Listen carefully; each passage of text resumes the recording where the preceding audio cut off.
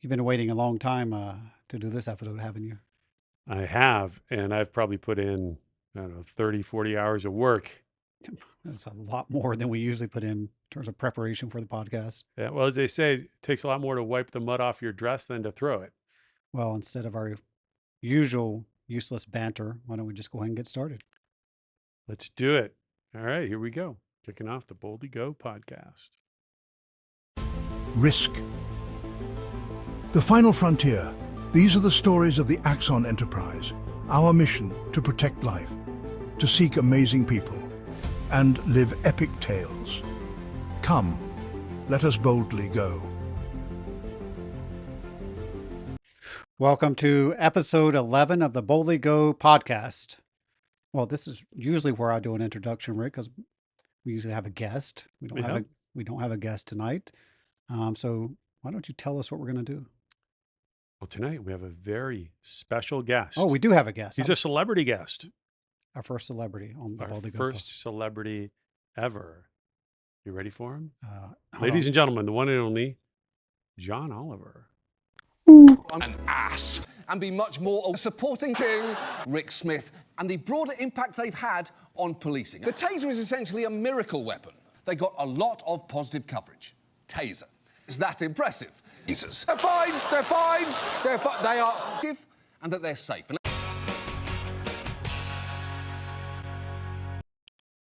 So we are going to have a little bit of fun tonight. We are going to have a little bit of fun. So obviously we edited that. And I think that was a great example of the power of the editor's knife. Mhm. Obviously, Kool-Aid went and just put that together, just showing how you can really change the context of things based on how you edit it. Because obviously this was not a glowing review from John Oliver. And tonight we're going to probably spend, I think this is going to take 2 episodes Okay. because there is a lot to cover.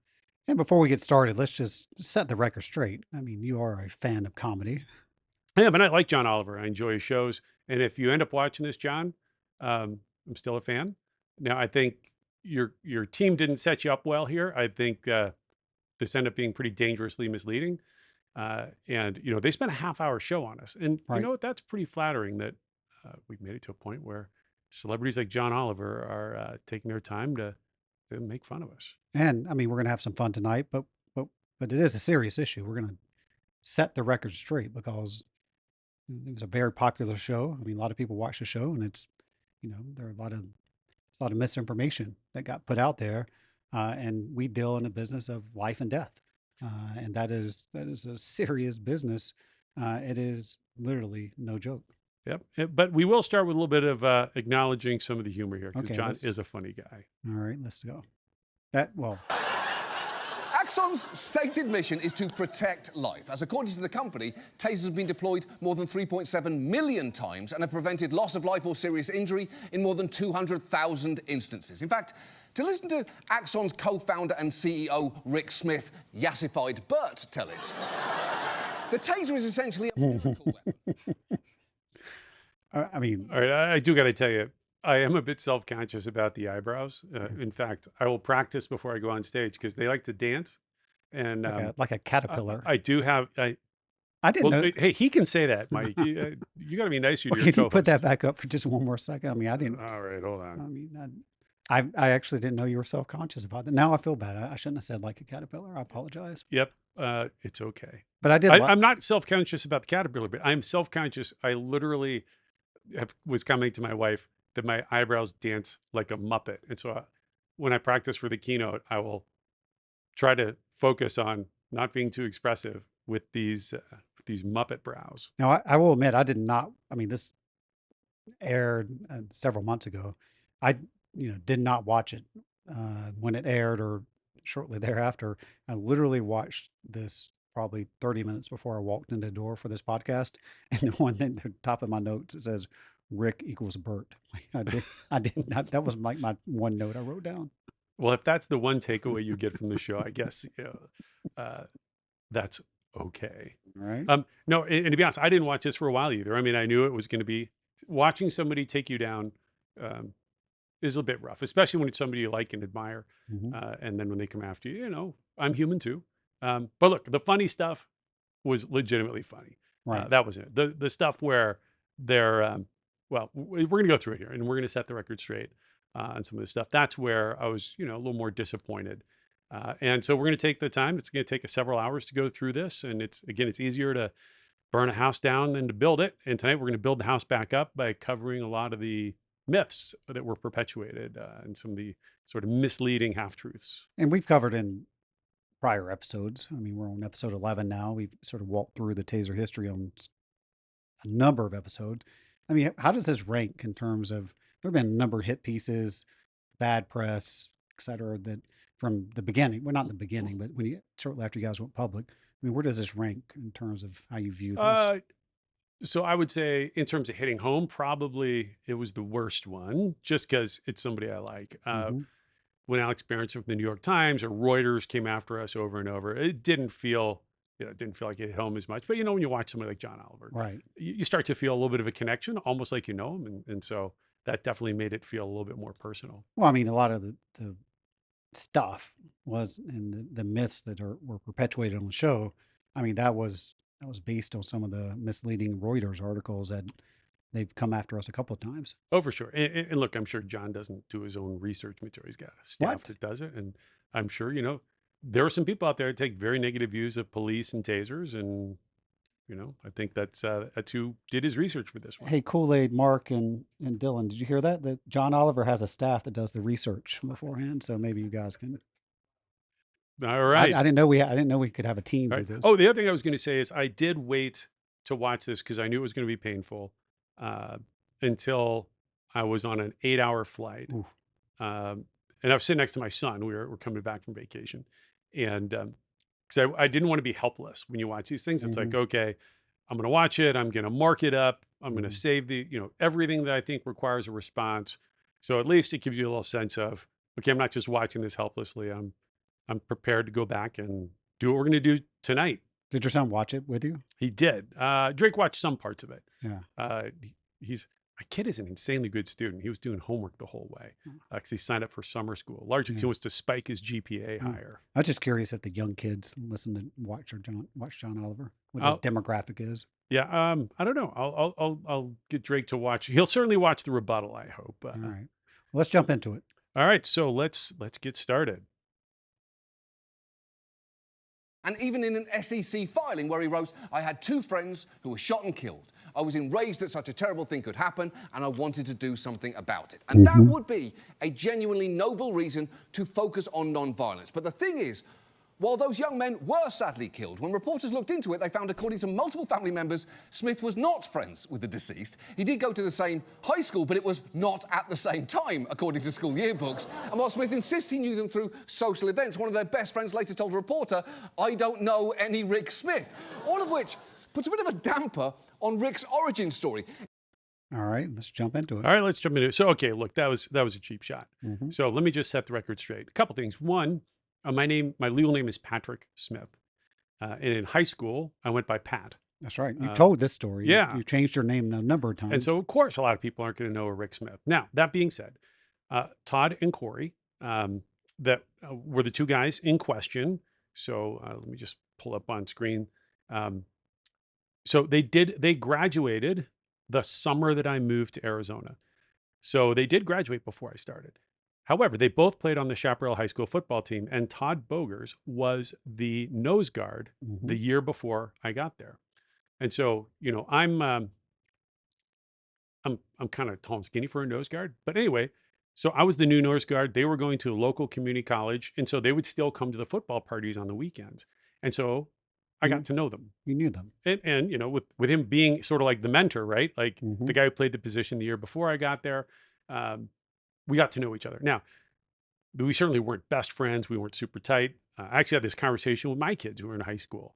Like, I don't know who all their friends are. And I've never held out that this was like my best friends. People criticize me like this.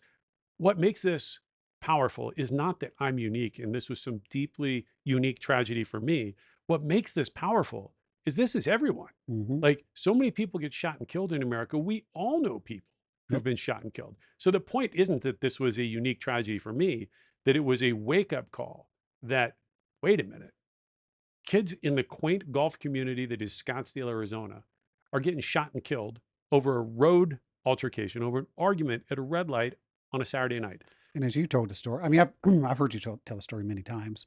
I've never thought that you were saying, here, these are my best friends, or you guys are close friends. These are guys you knew from high school, who were shot and killed in that road rage incident, as you tell the story as well. Like, it is, their lives are ruined.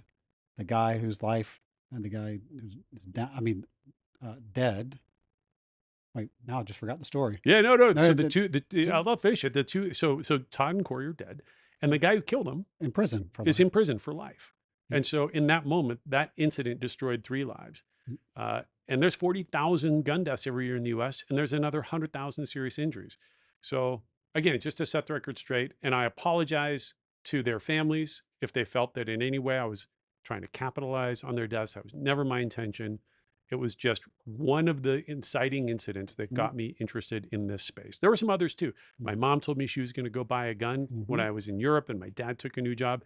Look, there's a number of things that can happen that made me think, wow, gun violence really is a problem, and maybe it's somewhere that's something I should focus on. I mean, if I remember, you're over in Europe at the time, and they're like, oh, gun violence, your friends in Europe, who you're in grad school, they were talking about the gun violence problem in the US, and you were like, oh, it's not that bad if it's all in the movies or TV. And they're like, wait a minute.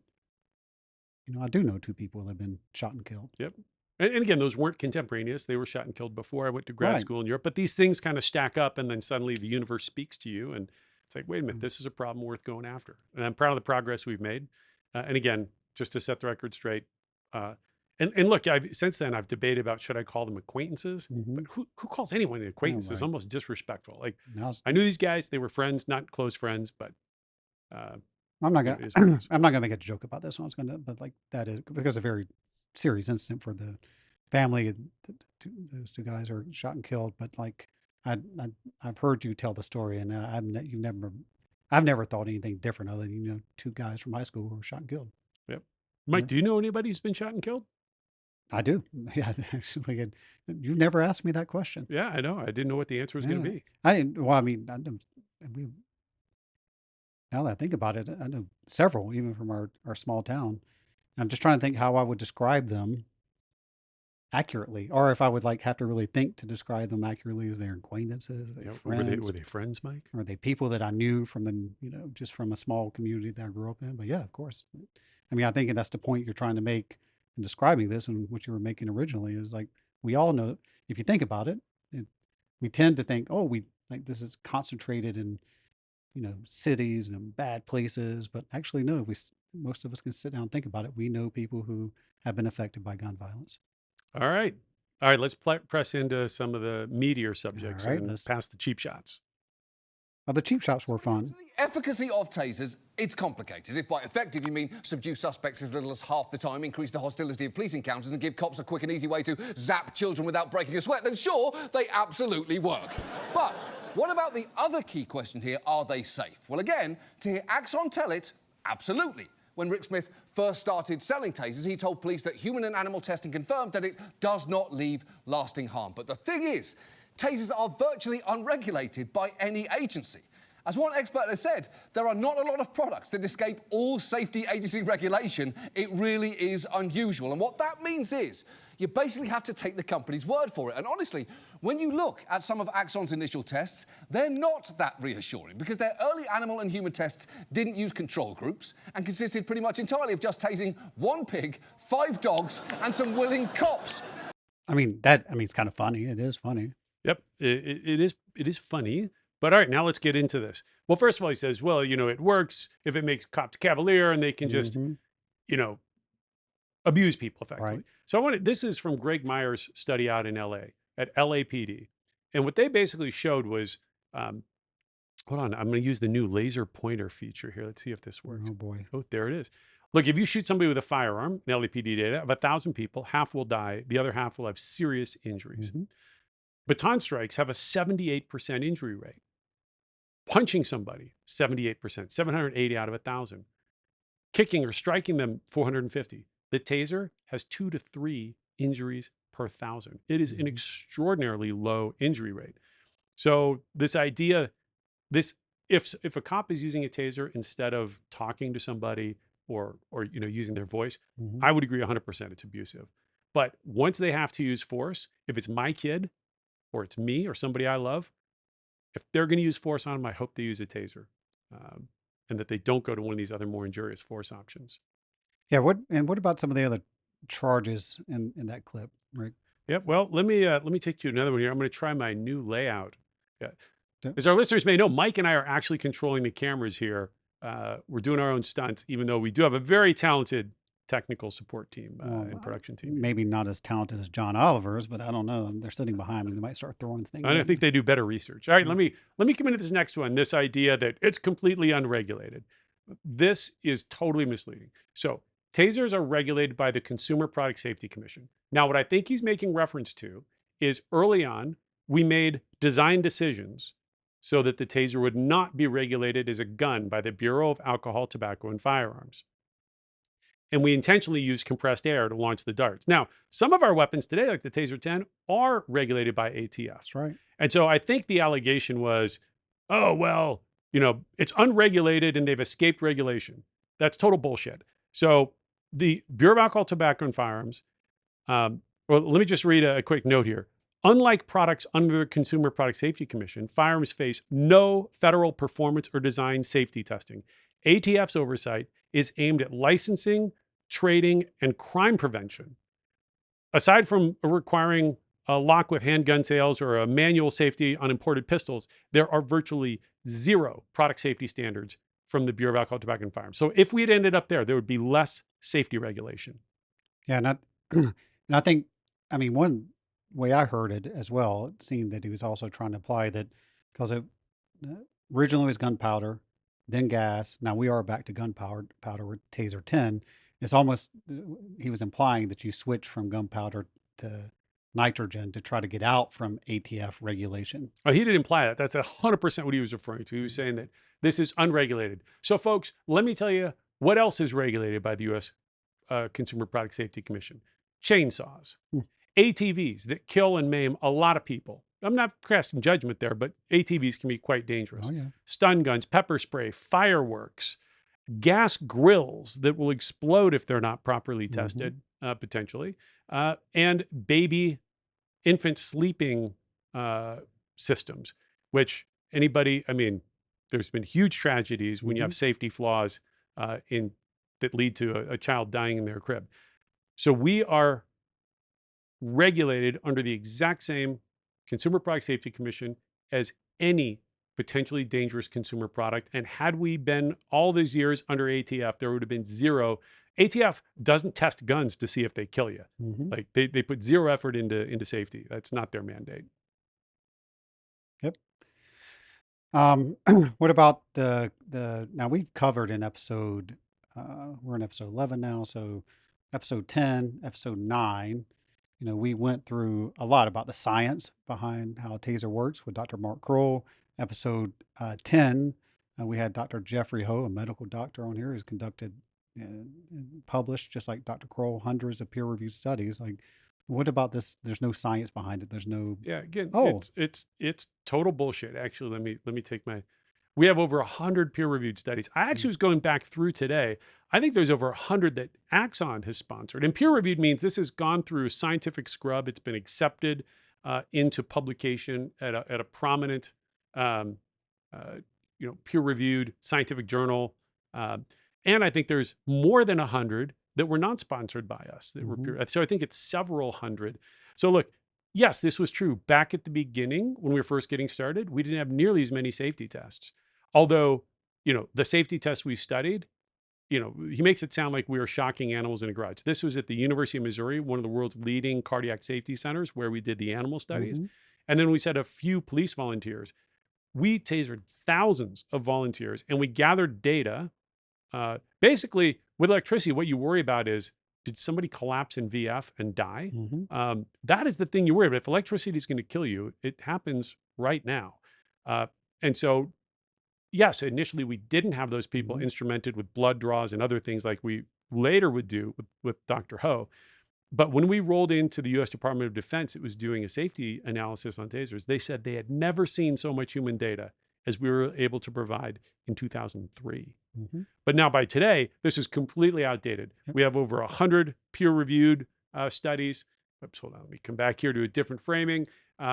We've got over 1,000 general studies and papers. And what I mean by that is this is things like use of force reports that are audited by police agencies giving their use of force numbers, or published reviews of individual cases, et cetera. So Dr. Kroll actually helped us go through for this study, or for this episode. And he was really rigorous. He wanted to make sure we maintained real credibility to keep the peer-reviewed studies separate from published articles and government studies that didn't go through peer review. And then on the question of how many human beings have been hit, I went through with Dr. O, and we actually tallied it up. He's confident it's over 2,496 human test subjects that have gone through testing. And I think one thing I learned from Dr. Ho on the last episode when we're recording that podcast was, when they started this human testing, they get hit, TASER will get hit, his team will get hit. Well, you didn't do this, or you didn't do that, or you didn't test for this, or there's this compounding factor, or there's this variable you forgot. And they just kept building and building and building and testing and testing and testing till now these numbers are quite high. Yeah. And anybody out there want to prove me wrong? Feel free. Find me another weapon in the police arsenal, or any weapon in the world that has been tested anywhere near as much as TASER, because you won't find one. This has been so controversial and so heavily tested. And you know what these tests have found? Everything we surmised from the get-go, that these are safe and effective, that they can cause injury or death under very rare circumstances. And then again, here's this was in my library. The safety studies, we have 2 binders full of peer-reviewed studies, and then the other 1,000 fill all these other binders. So it is the most studied weapon out there for sure. Can I ask a question? Why do you have this view where you get to go on screen and it's just your face and then a slide? Like, I don't have that. Like, what? I mean, this is new for this. Like, Well, yeah, not that yet. one, This right? is the power of the editor's knife, Mike. Okay. As I was preparing for this, I figured I was going to need this wider view, so that it wasn't always my face. Look, that doesn't work, right? It's my face over my face. That's too much Rick. So, Well, I'm just looking there we down go. at Oh, wait, this is still too much Rick, I guess. I would be know. next. I'm just going to look down at my stream deck. That's going to be like the Rick Vanity button from now on. That's when I hit that. It's just Yeah. your face goes up bigger. Right. Hey, what about came up on the show, and I'm sure you've heard the criticism before as well, when these are studies that are sponsored by Axon. Yeah, that's another great one. Do you know who pays for all the studies of drugs and medical devices? I do not. The Tooth Fairy. No, obviously I'm being facetious. Right. Like, people would come in and criticize us, and they'd say, "Oh, these studies are no good because they're paid for by Axon." Like, there is not some magical source of money that goes out and pays for studies on anything. Right. Now, that's actually not entirely true. Because tasers became so controversial, there were tons of independent studies. The Home Office of the United Kingdom spent tens of millions of dollars in total testing tasers. They tested them for years, and they didn't accept a penny from us. So if you actually look at what percentage of the research we sponsor, it is far higher. It's less than 50%, but independent research is far higher on us because it was so controversial, especially back in the 2004, 5, and 6 years, that we had many independent agencies come and study it, either because they were governments who wanted to look at using our products, or frankly, they were critics, or in some cases, plaintiffs' attorneys that wanted to come and sue us. And so the proportion of independent studies is higher here. I would defy listeners or John Oliver's team, go out there and find me a product that has a higher percentage of independent studies than Axon's Right. products. And I think one thing that we talked about over the past several episodes with Dr. Kroll, Dr. Ho, and prior to them, like, it's also just the transparency that in these studies, releasing these studies, showing the data, like from the beginning, you've not tried to hide anything when it comes to the TASER safety data, or how effective the TASER is. Yeah, I don't think we've gone there yet. As we've told the history, I shared the story of 2004, that led up to this federal government investigation. When we were under a federal investigation about the safety of our products, I went to our lawyers and I said, I want to go meet with the investigators at the SEC. And our lawyers said, that's batshit crazy. Like, nobody walks in to do voluntary testimony for a federal agency. And I said, you know what? Like, I want to sit across a table and help them do their investigation, because our products are as safe as we say they are. They're not risk-free, but every one of our senior management team has been shot with them. You can call us crazy, but you can't call me a liar. Yeah. And so we did that. We went into the SEC and with boxes of documents, I sat across the table, I answered all their questions, and that ultimately prevailed. There were no findings against us, and the investigation was done in a matter of, I think it was just a little over a year, which is light speed for those investigations. I mean, the lawyers must have been going crazy. Well, afterwards, they thought it was a great idea. Oh, of course. I mean, look, lawyers are trying to protect you because, Yeah. like, a lot of times they're protecting people who've made mistakes or who've been guilty. Every time we've made safety statements about our product, we've backed it up. We've published. One thing you'd accuse me of is maybe violating copyright laws, because early on we would publish copies of these studies that maybe we hadn't fully gotten the rights from the publications to do. So once we sort of realized we were doing that, we had to clean that up. But other than that, we've been very even then we've been transparent. Well, I was just literally getting ready to say, like, when people ask me, like, what does Rick like? And I'll say a couple of things. Like, one, and I've said this before on the podcast, you're probably one of the most optimistic people I've ever known, or that I associate with. Like, you believe in good, like, and you think good things are going to happen. And two, second thing I always say is he's the most transparent person to a fault that I know. And when we're talking about things, and we'll hear it from our internal teams, like, well, don't tell Rick this because Rick could go tell our customers, like, he'll spill the beans. Well, you're not spilling the beans. Like, you're doing that because you're always seeking feedback. And I just always said he's being as transparent as I could, like, as transparent as I could possibly think of, because you don't hold anything back. Well, yeah, I'm not going to say I'm a saint. But you're not a saint. I'm not gonna say. Well, Mike, you're supposed to say it. Look, early in my business career, I remember my dad, who was my mentor, and I really miss him since he's passed away. My dad would tell me, he said, Rick, problems don't get better with time. They fester. And people don't expect you to be perfect. Like, look, we had that one case in product development where we had a product that paced the heart. Right. What did we do? We went back, we fixed it, and we published it immediately. Right. Because we knew, look, if we sit on this, it's going to get worse. If you hide a problem, now you're open to critique that, you know what, why did you hide that problem? So our approach has been, again, people don't expect you to be perfect, but they expect you to be honest. Right. And it's easy to be honest if you're willing to take the risk and, just put yourself out there and say, look, we're doing the best we can. And as new allegations came against us, we would go study them. We spent a lot of money studying these allegations to see if there was any merit behind them. Yeah, I was thinking about that when I was watching John Oliver earlier. Like, when you found that one case, like, you published it and you fixed the problem. But I mean, you were transparent about it. Yeah. And I would tell you, we had internal debates about that. And look, some of our team and some of our lawyers and others were like, hey, we have no obligation to go publish this because we never released that product. It was a test in development. And well, first of all, we had always committed with Dr. Ho that we would not prevent him from publishing his results.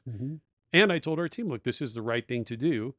Look, if we went 5-10 years, we didn't publish it and it came out later, then you look bad. Sure. So you're better off to say, hey, here's what we found. And, you own up to it.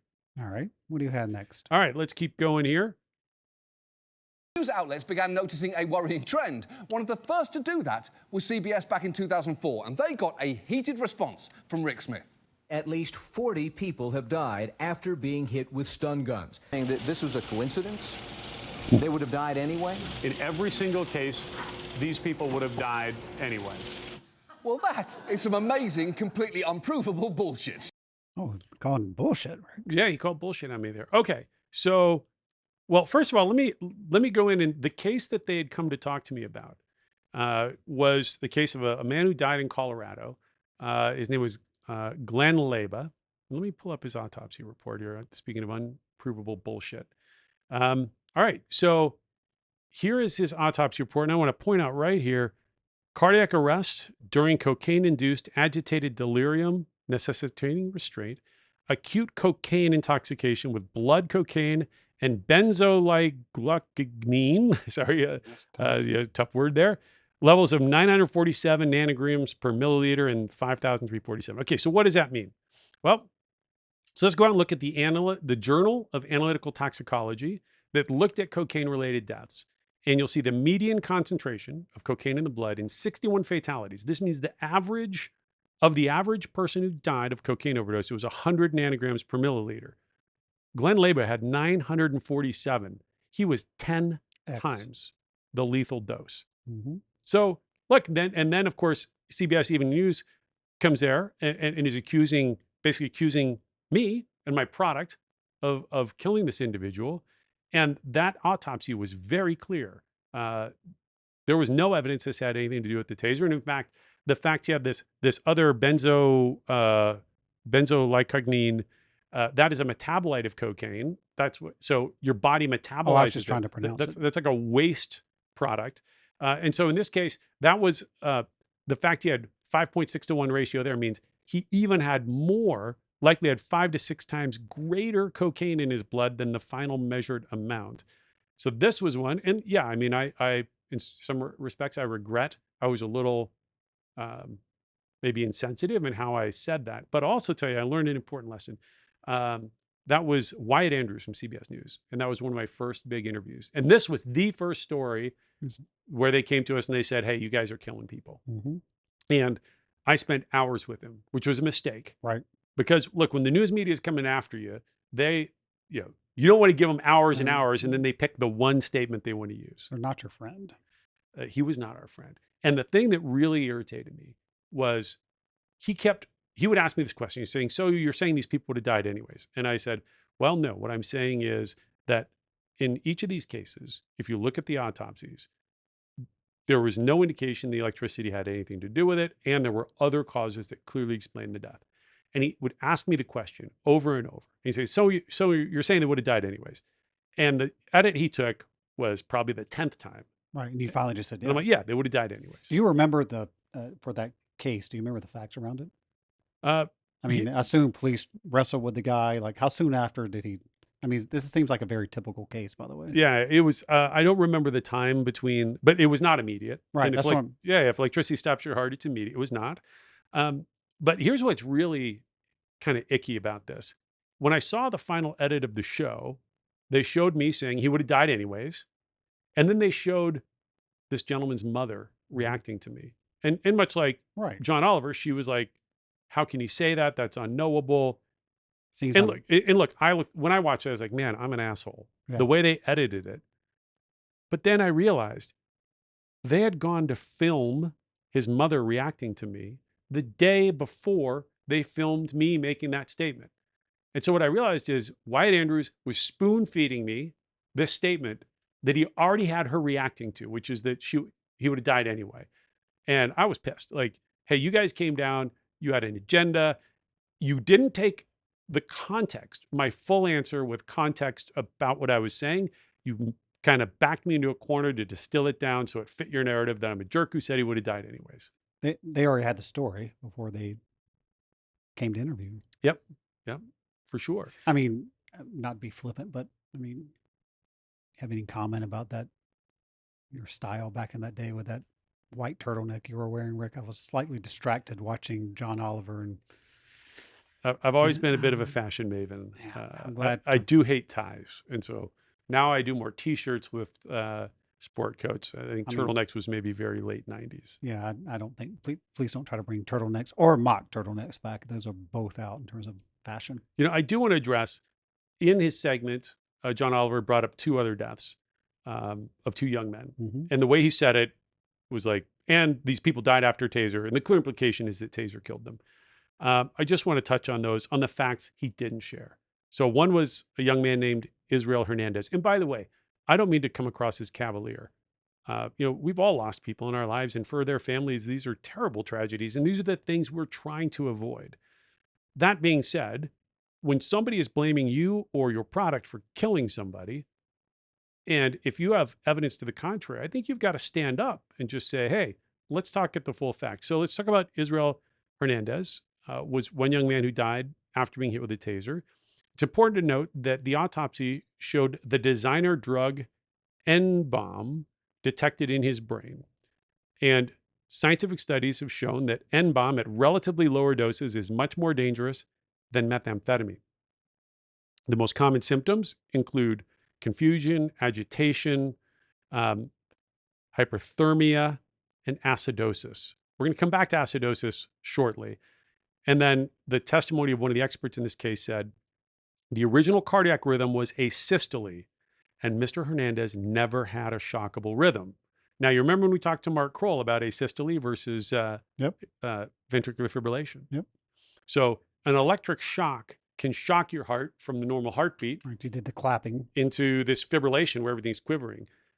Asystole is everything is just stopped. You cannot shock somebody into asystole. Now, they can go into asystole much later after the heart cells are basically dying.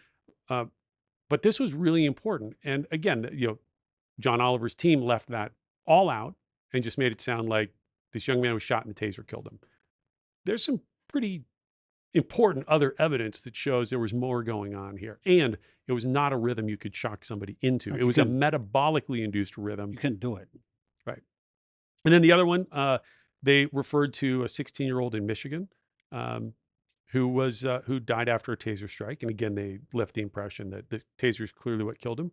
What they didn't mention, in expert testimony, it came out that the ventricular fibrillation did not appear until almost 10 minutes after the use of the weapon. Mm-hmm. And this young man had a deadly heart condition called arrhythmogenic right ventricular cardiomyopathy, or ARVC. It had been misdiagnosed by his doctor as asthma. Had it been properly diagnosed, even though he was a young man, he would have had to get an implantable defibrillator to keep his heart in case he, went into cardiac arrest. And another important fact, the family sued us. Yep. The court dismissed the case against us. So they clearly didn't agree with John Oliver's assessment that we had done something irresponsible. I mean, I think it might be helpful, because, we went quite deep with Dr. Mark Kroll. We went quite deep with Dr. Jeff Ho. And I mean, I know we're going to get into acidosis here in a second. I mean, but you just went over a bunch of medical terms. We've talked about a bunch of medical terms and also the science behind electricity, but maybe no case in particular, but for those who aren't as familiar with policing, like how some of these cases play out. Like this is not like a taser is deployed, cops are fighting someone to get them under control, a taser is deployed and they die right there. Oftentimes we're talking we're talking 30 minutes, hour, like a long time after the incident occurs before the death actually occurs. Yeah, in the vast majority of these cases, there is a long time horizon. And again, like some people will say, well, Rick, you're the CEO of this company, you're dodging responsibility.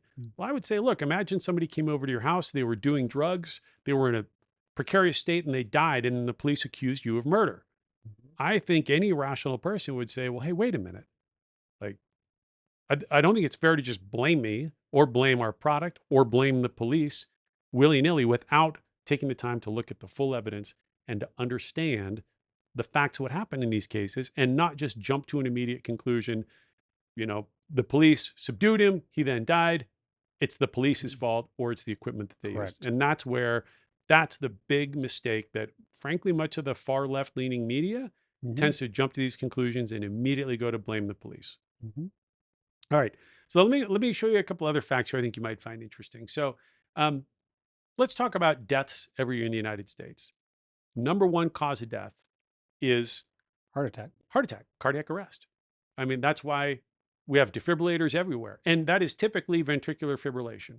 And what causes it in the moment, it's typically stress. My dad had one of his coworkers die on a golf course, right? The stress of golfing was the thing that tipped him over and put him into cardiac arrest. Walking upstairs in gyms, that's why gymnasiums. And you also have young men go into cardiac arrest. It's fairly common in NCAA sports where they will collapse from the stress of playing sports in a cardiac arrest. So 350,000 deaths a year. There's another 110,000 roughly drug overdose deaths. Now, if we pause for a moment, in these cases where somebody dies and a taser is used, the allegation, at least in the cases we're talking about here, is cardiac arrest, and they almost always involve drugs. And yet, the immediate thing the media does, look, it's frankly, it's not newsworthy. If you say somebody took drugs and they died, there's nothing newsworthy about that. You say police killed somebody, that is newsworthy. That's a headline. All right. I think it's also important to point out 48,000 people died in, I think it was last year, of bullet wounds in the United States. Does that include suicides? That does include suicides. Homicides, everything? Yep, that's everything. In fact, Accidentals? suicide is the biggest number. And in fact, when you think about, we do sell tasers to consumers, the number one reason you should choose a taser for your house and maybe not a gun is that the most likely use of a gun is Sure. somebody gets a hold of it for suicide. Correct. So, all right, and let's come back. Taser deaths, these are not caused by taser. These are coincident deaths, meaning a taser was used. Mhm. Some are caused by taser. We talked about that with Mark Kroll. We Yep. don't deny that. Falls, ignitions of flammable liquids, include every, and then a lot of these are drug-related deaths where police use a taser. It's 35 a year. So those 35 that's more than the falls and flammables that we've talked about before. That is the falls and flammables. No, this is everything. Everything. This is falls, flammables, drug-related causes. Some of these are even somebody got hit with a taser and then got shot by a police officer with a firearm. That still might even be included in there too if a taser was used. Gotcha. All right. Now let's come to another table here. So there's a former police chief, I can't remember his name right now, who's now a real expert researcher who tracks annual police-related deaths. Now, he doesn't normally track firearms. The Washington Post does that. Mhm. And so I just put that over to the left for context. So each year there's a little over 1,000 people dying that are shot and killed in police incidents. And you'll see the numbers going up. By the way, we have made our moonshot mission to cut that number in half by 2032. We're still getting all the tech in place. I think we'll start to see that number come down around 2028. Yep. Once we roll out the new Apollo dart and some of the other things we're doing. I actually think the number's coming down a little bit this year so far. Well, I hope so. That'd be good. I mean, we are getting a lot of Taser 10s rolled out, and I think that's the thing that can make a difference. Mhm. All right, now let's come back to these non-firearm deaths. So these non-firearm, these are people who die in police custody, and there's not an obvious cause of death, meaning they weren't shot and killed, they Right. didn't die in an accident. These are the more mysterious deaths in police custody. Yep. And what this guy, what this researcher does is he tracks, well, how many had the taser involved? So for example, in 2020, there were 48 deaths following use of taser, or what Mark Kroll would sometimes call deaths in spite of taser, because many times the police are using the taser to get people under control, Mhm. in some cases so they can get medical treatment. And 106 did not use the taser. So in these cases where John Oliver would have you believe, well, these people that just die mysteriously, it's because the police use a taser. If you look over on the right, it's as low as 20%. 80% of cases where somebody dies in police custody, and these follow the same symptom patterns they do when a taser is used. Yep. These are people that tend to be behaving erratically. You used to be able to say the term excited delirium, but that's been canceled. We'll come to that. Yep. These are people that are acting violently. They're typically experiencing a psychotic break under the influence of various drugs. And only less than a third of the time is a taser actually used on them. And yet this is the one you hear about in the news all the time because it's so newsworthy. And I'm sorry, actually, and just to be clear, like if you look at 2024, so 1,133 incidents where a firearm was used in a police citizen encounter and citizen was shot and killed, suspect shot and killed. So then you break that down, there's 94 where there was no firearm used, so close to 100. And then you even go further, like, okay, we do know out of those 94, is this correct? 76, there's no taser present. Correct. They did like, in those 94, and only in 18 was I'll just say a taser present. That does not, I want to be clear, you're not saying in those 18 where a taser was used, I should say, during the encounter where there was a death, you're not saying those are 18 cases, taser is the cause of death. Correct. That would include cases just like the one I showed you of Glenn Leba, where taser was used, yes. Mm-hmm. The news may have told you the taser killed him, but the autopsy showed he had 10 times the lethal cocaine dose. Those are also included in this number. And that's what makes what John Oliver's team did so misleading. I mean, yeah, if you just stare at this table for a little bit, it is hashtag fake news for sure. I'm not going to touch that one. All right. So next, now let's come in and I want to focus in specifically on electrocution, because that's sort of the thing that really, I think what John Oliver and others are insinuating, that the electricity from the taser killed somebody. Well, I think that's the point he's trying to make, that this is dangerous, this level of electricity. why he said it, like getting shocked by 50,000 volts. Like that was Yeah. one in the opening. Well, first thing I'll tell you is you can get shocked by 50,000 volts from a static shock on a doorknob on a dry day. Mhm. Voltage is not related to the medical safety of an electric shock. It has to do with current, how Mhm. much charge is delivered, which is measured in amperes, which is charge per second. We only use high voltage in our older tasers to punch through the clothing and get to the skin. So, for example, in my jacket, we would use 50,000 volts. That voltage punches the electricity through. Once it gets in your body never sees 50,000 volts, because as soon as the circuit closes, you can think of voltage like the pressure Mhm. behind an electric current. The maximum the body sees is around 1200 volts. But again, that's probably getting a little technical Right. for today. We'll come back. We'll do a whole But session. we don't even do that now in Taser 10. Like we dialed it down because of Yeah. the new design. Yep. Now we physically puncture through the clothing. And so with Taser 10, there is no high voltage. That's why, as Dr. Ho pointed out, it no longer ignites flammables, Right. which takes care of a quarter of the actual deaths caused by Taser. Won't happen with our new A weapon. quarter of the handful of deaths that are actually caused by Taser. Correct. All right. So now let's come back and let's talk about electrocution. Because electrocution is pretty well understood. It has been heavily studied because every house in America has electrical outlets, and there's things like electric fences, et cetera. All right. So, and about 1,000 people a year can die in the U.S. from electrocution. The most common causes are high voltage power lines. If you get up, or a power line falls down Yeah. on the street and hits you, like there is a ton of current in those power lines. Right. And they may kill you by burning you because there's so much power. I mean, people get their limbs blown off, the body's charred. That's this item number 3 here. So there's really 5 ways if you look at how electricity can kill you. The number one of concern for us would be cardiac dysrhythmias. Right. It affected the heart. Yep. And if it happens right now. You don't get shocked now and then decide your heart is going to stop like half an hour later.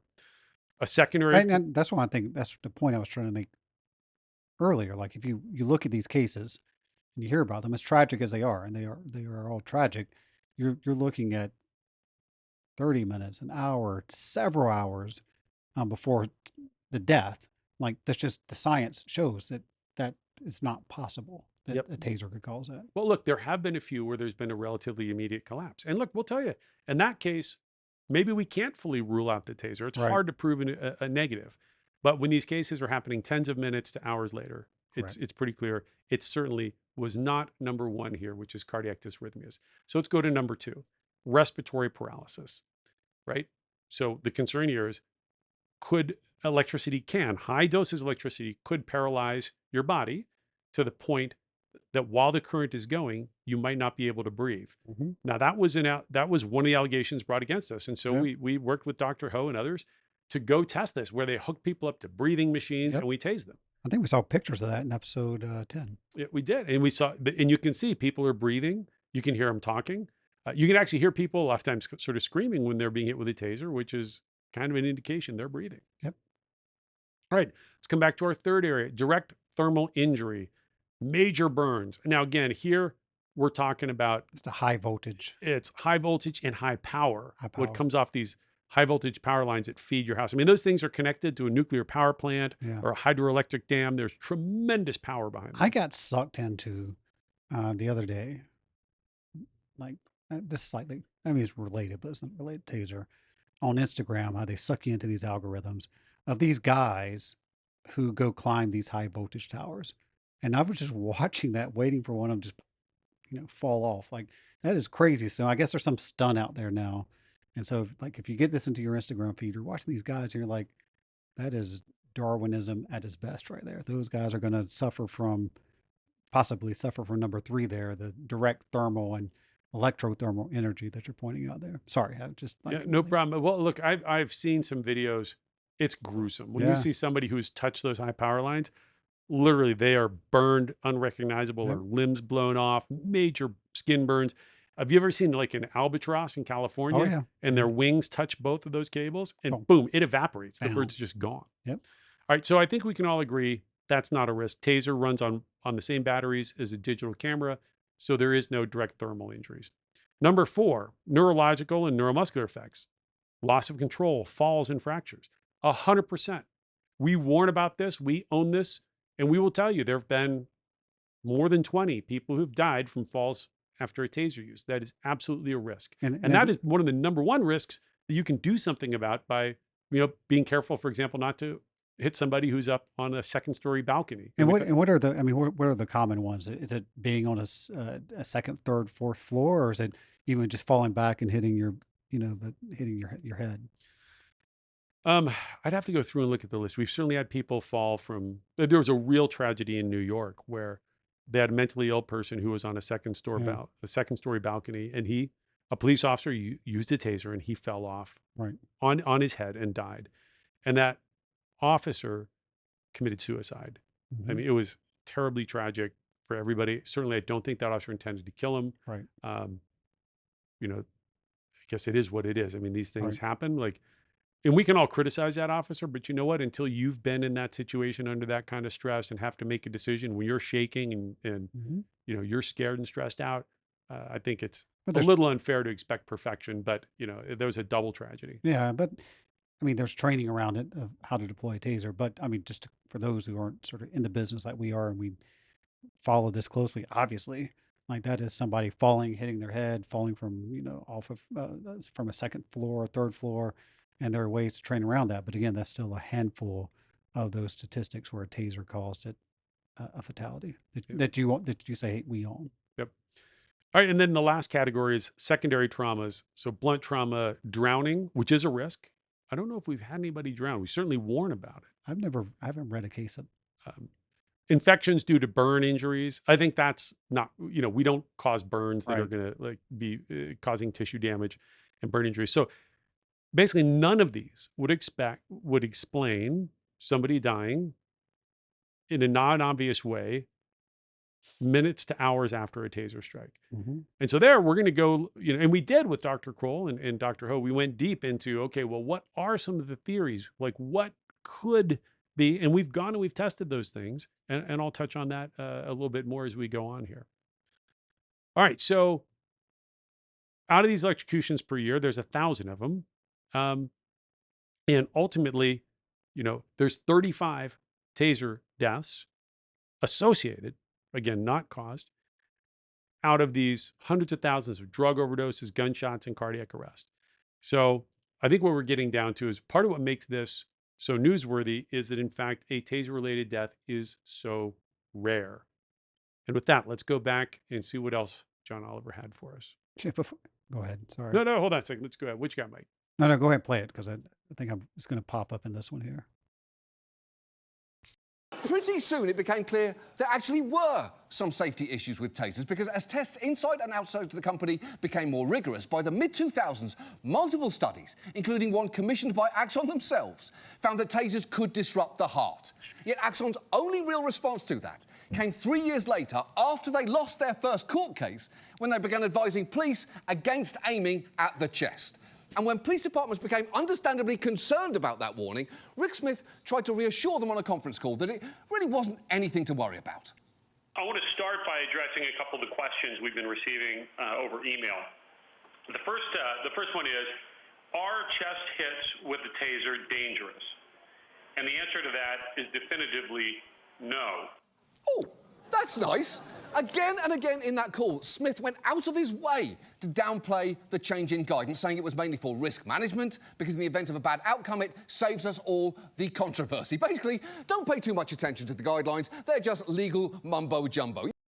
Well, a couple things. Yeah, this one comment I was going to make. Just the entire episode drove me crazy because that image that they're showing is an X-26.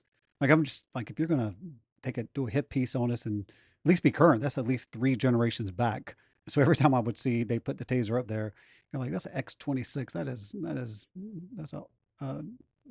Is that 3 versions back? It's at least three. Yeah, at least 3. It's at least 3 versions back. So anyway, and by the way, I'll give you credit on this one. Like, you didn't have your turtleneck on. They used an image. That was 2009 where you're speaking with investors. But that image, it's got to be from last year because that's a tailored suit that you own. You look much more stylish they gave you some credit on that image at least. Yep. But let's get into what Right, the that was not an accusation. investor call. That was a call with customers. That was a call with Because customer. our customers were legitimately concerned. Now, let me just take this head on. And I think here's the simplest way to do it. We will do a whole episode on the Braidwood Commission. And we talked about it the last episode. Yep, but we're going to go deep. We're going to do a whole episode on it. That was a political commission in Canada that came out with a finding that they said the taser could cause ventricular fibrillation.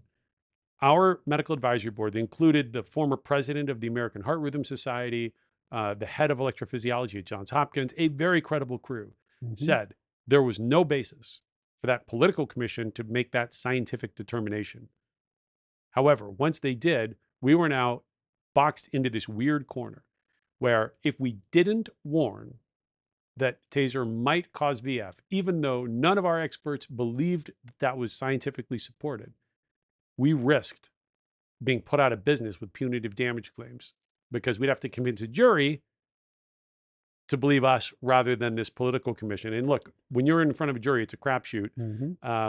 And our medical advisor said there's no reason to lower the aim, but our lawyers said, look, unless you want to put the company at risk and our customers at risk, like ignorance is not a defense. Once that was a finding, we had to account for it.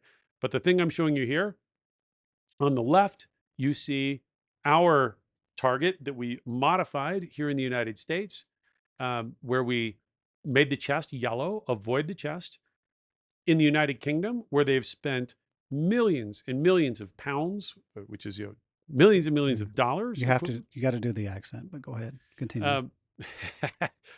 They spent millions of dollars. I'm going to try and keep it more serious than it, even though John Oliver's a funny guy. I'm not going to try that. In the UK, they did not lower the point of aim. And specifically in the UK, they do not take any training recommendations from the manufacturer. They develop all of their own training recommendations themselves. And, even the Guardian tried to criticize them, saying police continue to fire tasers to the chest despite cardiac arrest warnings from the manufacturer. And I talked to some of those researchers, and what they said was, okay, send us your data. Why are you lowering the point of aim?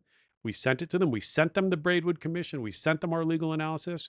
And they said, oh, this isn't a scientific problem. This is an American litigation problem. And they kept their point of aim. And to this day, they still aim center of mass, which can mean center of the chest. And it is an allowed area. Yep. They did their own research based on their own data and realized the reason we had to do it was much different than what the science and what the facts were. Yep. And that's exactly what I was explaining to our customers. Yes, we had to lower the point of aim, and I explained all of this. And as John Oliver said, well, is that legal mumbo jumbo? To some degree, it is. We had to make a decision. I actually, around that same time, I went out and I bought a camera, a digital camcorder, and it had a warning in there. It said, do not stand in a field during a lightning storm with this camera. Now, and I laughed because I was like, yeah, obviously it's not going to kill you to hold a camera up, but if you're out in a field, you hold your hand in the air with anything in a lightning storm, that's probably a bad idea. They probably got sued because somebody got struck by lightning that was out filming something with a camera. Yeah, I think we all have seen these ridiculous labels that, various products where we all look at it and laugh like somebody got sued, or we're a very litigious society here. And again, the Brits said, yeah, thanks, but no thanks. We'll use our own data and we'll train appropriately. And we're not going to base it on some political commission, which I know, again, we're going to go deep on, but we did talk about in some detail in the last episode. Yep. How do you think we're doing on time? I think there's a lot more to cover. Wait, hold on. Our production team, what do we got? We're about an hour. I think let's keep going a little longer. I'm surprised I actually knew how long we've been going. That was pretty good, Mark. We have professionals. They don't set us up with bad data, unlike some people's people. I can't see them behind me. You can see them. I just assume they're back there sleeping the entire time during the episode. They are fascinated with this episode. Okay. So let's go a little bit longer, but it's clear we're going to have to cut this, and we're probably going to have to do a separate episode to continue on, because I know there are a lot more things we want to get to. But you know what? I think now, as I look at it, all right, let's go a little bit longer. Let's go a little bit longer, and then we'll cut the episode and we'll come back and finish it out. So let's cover. This is a biggie. This is the issue du jour, excited delirium. One final twist to this story, where the harm Axon has done extends considerably outward, because a key component of their defense against liability is the use of a particular phrase that you might notice comes up an awful lot in coverage of people who've died after tasings. The coroner's report says being tased, restrained, and stepped on did not kill Rios.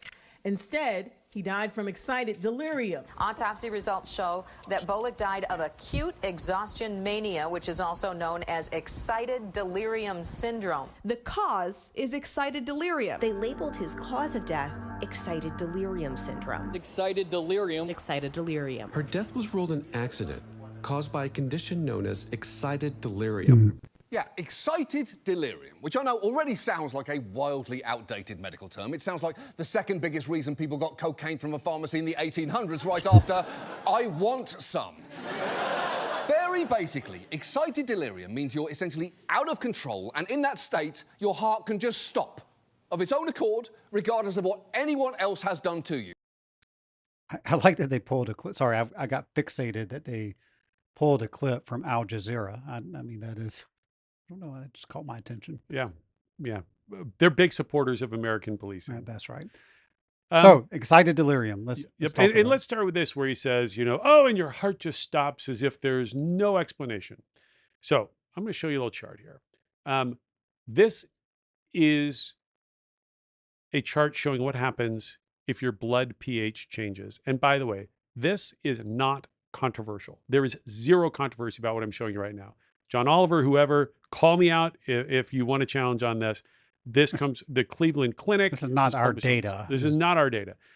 Basically, your blood pH is normally 7.35 to 7.45. That's normal. Now, blood pH is sort of a weird thing because as it drops, it's an exponential curve. Mm-hmm. So it seems like going from 7.3 to 7.0 is not a big deal, but it's a really big deal. And as your pH drops, you're becoming, as they say, acidotic. So below 7, you are in extreme acidosis. And as you see over on the right there, high mortality rates, and if you're below 6.8, often reported as incompatible with life. So this is what Jeff Ho and I were talking about. Mm-hmm. And nobody disputes this. In fact, the very first lawsuit that we lost, as I mentioned, the plaintiffs agreed it was metabolic acidosis that killed Mr. Heston. They just claimed it was the taser that pushed him over the edge. The defense attorneys agreed. The plaintiffs' attorneys, they're the ones that brought up metabolic acidosis. And so now excited delirium is controversial. Now, part of the reason it was controversial, this is not controversial. Metabolic acidosis, find me somebody who will say you can have a blood pH below 6.8 and it's okay. Mm-hmm. And if they're credible, I'll give you $1. So, so this is not controversial. Now, what was controversial? So excited delirium was a description. It's been called many things over the years. Way back in the 1800s, there were people dying in mental hospitals from overexertion. And that's how you become that's one way you can become acidotic. And it was called Bell's mania, where these people would just become really agitated, very violent, and then they would just keel over and die. It's had different names over the years. Excited delirium really was something that was used way before I was in this business, back in the 1980s. There were several books written on this, and it really was noticed actually in the context of the rising cocaine epidemic in South Florida, where they started seeing a lot of people dying in police custody after these violent outbursts. And that's where, experts like Vince DiMaio were calling this excited delirium as a condition. And part of the reason that you would want to train police about this, and we did actively train police about this, is look, the best outcome in the world is that nobody dies. Yep. We're not getting sued.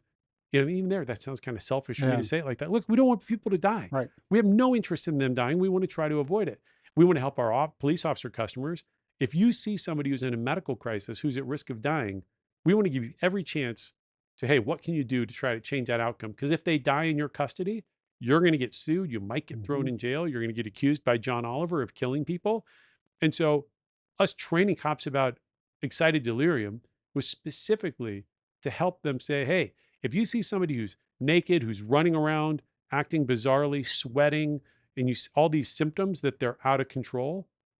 It's not like when I grew up in the 70s and, streakers were funny, guys running around naked. When you see people running around naked now, chances are it's not funny. They're in a medical crisis. Pretty sure Kool-Aid and Dylan have no idea what a streaker is. That's a very 70s kind of thing. So, but anyway, go ahead. I Yep. digress. So, So the excited delirium, obviously, for that is not a taser thing. That's been going on well before the company was founded. It's not a term you made up, and it's not a term that the company was pushing. I mean, this is coming from the medical field. yes. Although now it's fallen out of favor Right. with the backlash against policing, and particularly in states that are pretty far left, they've now banned the term. But we'll come back to that. First, I want to talk about some more implications of this. But you're tying it back to being acidotic. Is that how you say it?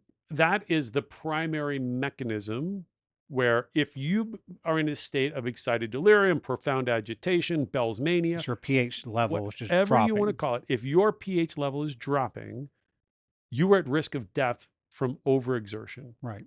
Now, let me share something with you here. This is from PubMed, the National Library of Medicine, where it talks about this. Basically, fatigue is a brain-derived emotion that regulates exercise behavior to ensure the protection of the body. And I'm going to read the fine print down here. So it may feel like fatigue is an imperfection.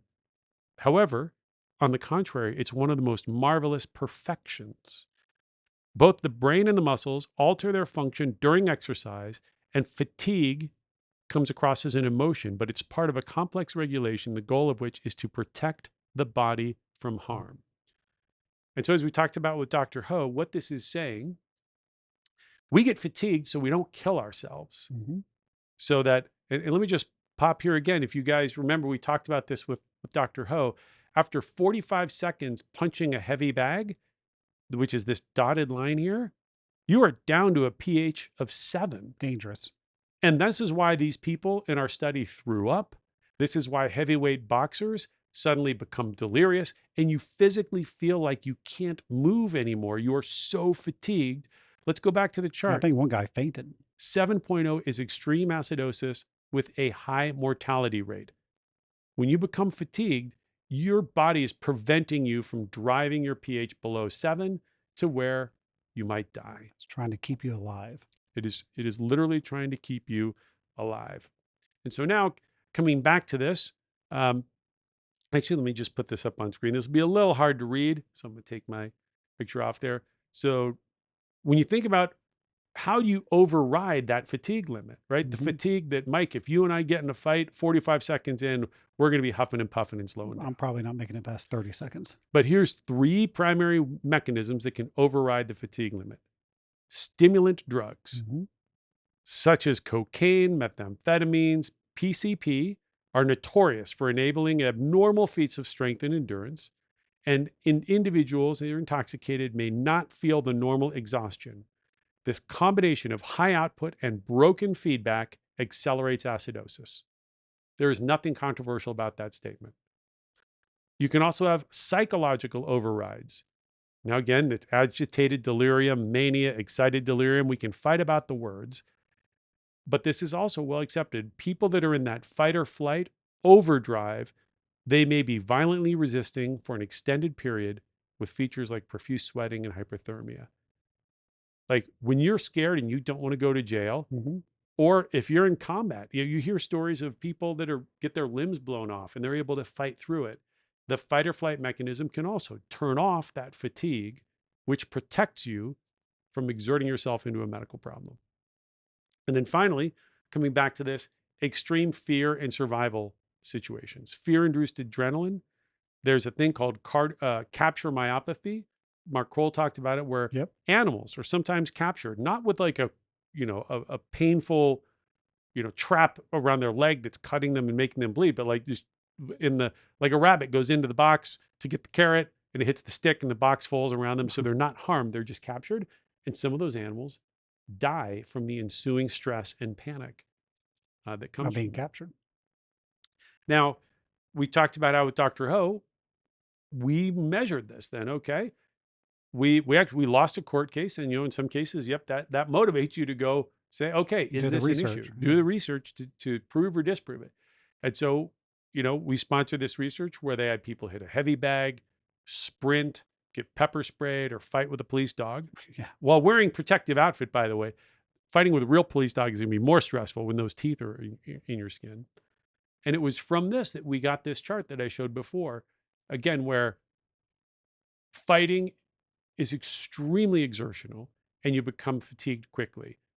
And if you have somebody who is not showing signs of fatigue, they're fighting with multiple officers for many, many minutes without slowing down. It doesn't take a rocket scientist to look at this chart and say, wow, that could be dangerous, because every one of these individuals in our test were getting to dangerous levels and they got physically sick. They could not continue. Mm-hmm. The next line up is, of course, sprinting. Then we get up to fighting with a canine. And then taser is up there. The only thing that didn't create acidosis was pepper spray. And that's because it doesn't have any physical exertion. It just burns like the dickens. Just burns your eyes. Yeah. All right. So one more slide I want to point out here. In recent years, we've seen methamphetamine spiking, a tripling of deaths between 2015 and 2019, just like the early cocaine. Mm-hmm. Let me put this back up. Just like cocaine was associated with a lot of these deaths in the 1980s and 90s, we're seeing a lot of this in the 2000s, according to the NIH. And so when you have people who die in police custody who have toxic levels of methamphetamine and cocaine, part of the reason to educate police about this excited delirium is so they know, hey, these guys, they might present to you as a police officer, they're just a violent asshole, frankly, is your initial impression. Who is this guy? He's erratic. He's yelling at me. He's fighting with me. Our training was designed to tell officers, hey, this guy might be in a medical crisis and you should call for an ambulance. You shouldn't just, take out your frustration at this guy who's fighting with you and being uncooperative. He may be in a medical crisis. That's the whole point of this training, to try to prevent this from ending up with somebody who dies in the back of a police cruiser who should have been in an ambulance. So what I take away from it is, the term excited delirium, it's become controversial. It got canceled, I guess, in the early 2020s.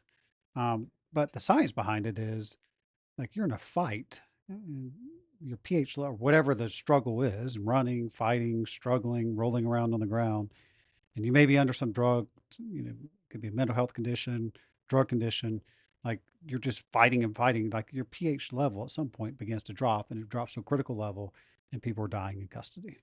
Yep. All right. So I want to end with this analogy. An ambulance. An ambulance, we all know this is part of the rescue operation to get somebody who needs medical attention, medical care. But now if John Oliver ran his simple analysis, he'd say, you know what? Every year about 500,000 people die after they ride in ambulances. Clearly, ambulance rides are deadly. These are killing people. Now, of course, I'm going to take some criticism that I'm being callous with this analogy, but it is an exact analog to how you could at least consider thinking of the taser. And look, some people do die from the ambulance ride. Ambulances get in car crashes, just like other vehicles. And so sometimes, yeah, the ambulance ride kills you. But I think people just intellectually and immediately get it. No, it's not the ambulance driver's fault that somebody died. They were trying to save somebody. I would propose this. When police are facing somebody who is in this excited, agitated state that is likely associated with toxic, illegal drug use, and there have been medical associations that have come out and said, or medical advisors that have said, hey, perhaps the best approach is get this person under control, because that's the first thing you can do to save them, is you need to get them under control and hand them off to the paramedics.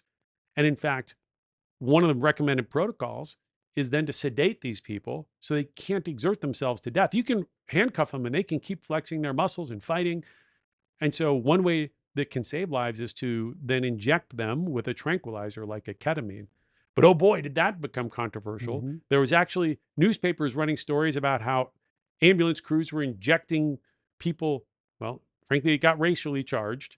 Mhm. There was an investigative reporter in Minneapolis who was running these stories that um, police, or I'm sorry, ambulance crews are injecting people with date rape drugs to help police, basically abuse the public. Mhm. And because of that, some of these hospitals nearly stopped doing that, even though it's proven to save lives. Save Like, lives. if you've got somebody in a medical crisis, the number one thing you do is you've got to get them under control, because the paramedics and doctors can't help when they're running around exerting themselves, potentially harming themselves.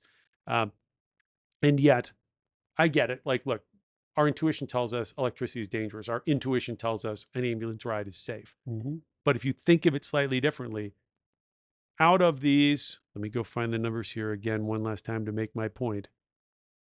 Out of these 110,000 drug deaths, if that is a drug death involving fentanyl or heroin, they're probably just going to fall asleep. Mhm. But a large percentage of these are people that are in the throes of an overdose of a stimulant, cocaine, methamphetamine, the ones we've been talking about.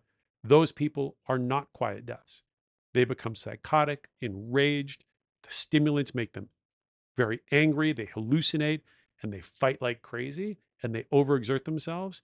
And the best chance you've got of keeping them alive is to get them medical care. Or you can just let them burn themselves out and die, Right. which is also not a great option. Right. And I think that, that's what gets all of us so animated.